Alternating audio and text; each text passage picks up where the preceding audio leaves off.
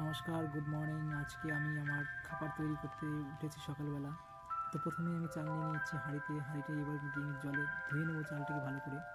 চালটা ধুচ্ছি ঠিকঠাক করে, বা চালটা আমার ধোয়া হয়ে যাবে এক্ষুনি। সকাল সকাল টাইম করে জল চলে এসছে। এবার চালটা আমি খুব ভালো করে না ধুলে আমার খাওয়া হবে না ঠিকঠাক, কারণ সুন্দর করে ধুয়ে তবে খাওয়া হবে। এবার আমি আগুন জ্বালিয়ে দিচ্ছি গ্যাসটা ধরিয়ে দিব। এবার গ্যাসটা ধরিয়ে দিলে আমার ভাতটা তাড়াতাড়ি হয়ে যাবে। এবার ফুল দিয়ে দিয়েছি আমি। ভাতটা হয়ে যাবে তো আমি দেখে নেবো কী তরকারি রান্না করা যাবে আজকে। তো আমি দেখে নিলাম আমার আছে এখানে কী তরকারি, আলু এবং সিম। এই দুটোকে সিদ্ধি দেবো। সিদ্ধি দেওয়ার পরে আমি কেটে ফেলেছি। কাটতে গিয়ে আমি ভাজার জন্য কাটা হয়ে গেছে। এবারে এগুলোকে গুছিয়ে রেখে আমি যাবো এগুলোকে ধোয়ার জন্য। দেখবো লঙ্কা আছে কিনা।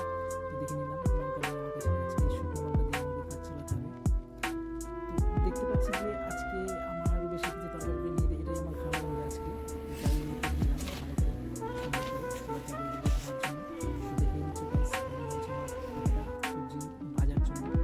আজকে ভালো করে ধুয়ে নিয়ে এসেছি। ধোয়ার পরে এবার গ্যাসটা তুলে দিয়েছি। কড়াইতে করে এবার ছোটো কড়াইতে দিয়েছি আমি। বেশি বড়ো কড়াইতে আজকে ইউজ করিনি, কারণ অল্প খাবার, একবার কি দুবারের জন্য খাবার হবে। তো লঙ্কা পেঁয়াজ সব কিছু দিয়ে আমি ভালো করে একটু সিদ্ধ করে নিয়েছি এবং দেখে নেবো এটা ভাজা হয়ে গেছে প্রায়। এবার দেখে নিচ্ছি এর ফাঁকে আমি ভাতটা উপর দিয়ে রেখেছি। এবার তরকারিটাকে আবার একটু নাড়িয়ে দিচ্ছি যাতে লেগে না যায়। তো আজকে আমার রেসিপিতে হচ্ছে এই খাবারটা, যেটা আমি আমার জন্য বানিয়েছি।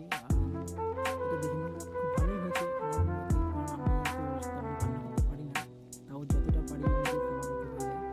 তো গাইস, আজকে এই রেসিপিটি কেমন হলো সবাই আমাকে জানাবেন।